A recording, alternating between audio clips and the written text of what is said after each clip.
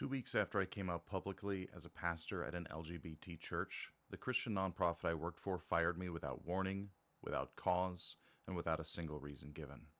I don't think that's a coincidence. I've spent the last 6 months trying to handle this quietly through the right channels, and that didn't work. So now I'm talking about it. For 4.5 years, I was the executive director of a Habitat for Humanity affiliate. I have a documented record of strong performance. The board never raised a performance concern. I was never given a warning.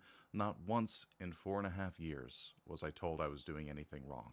In January, I reported financial irregularities and conflicts of interest involving board officers through the organization's own internal ethics hotline. That's the process. That's what you're supposed to do. I made that report in good faith, expecting a conversation and some guidance from the national office about how to handle what I was seeing. I never got that conversation. 1 week later, on January 21st, the board of directors showed up in my office, unannounced, no meeting on the calendar. They walked me into the boardroom and told me my employment was terminated, effective immediately. I asked why. They wouldn't tell me. I asked again, and I told them my contract said I could only be terminated for cause. They still wouldn't give me a reason. Our own bylaws required 30 days notice before terminating an executive director. I got zero. I was told to hand over my keys, my work computer, my company vehicle, and clear out my desk on the spot. No time to call anyone, no time to think.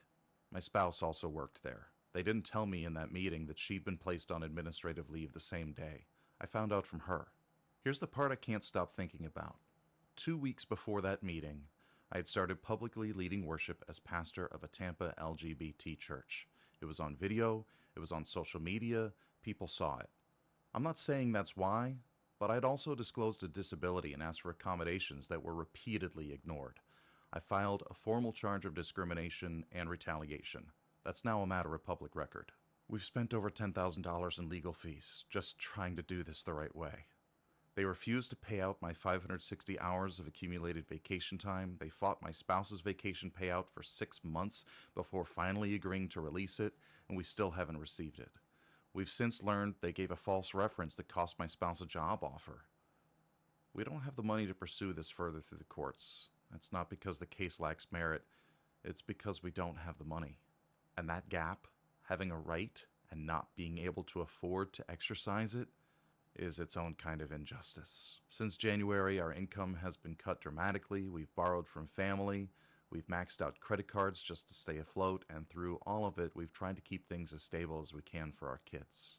I'm telling you this because I think it matters, because this is what it can look like when someone tries to do the right thing inside a broken system.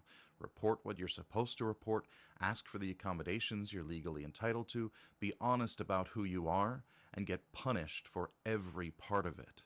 I'm still preaching, I'm still here, and I'm not done. If this resonated with you, share it. Follow along because there's more to this story, and if you want to help more directly, there's a way to do that too. I'll drop it in the comments.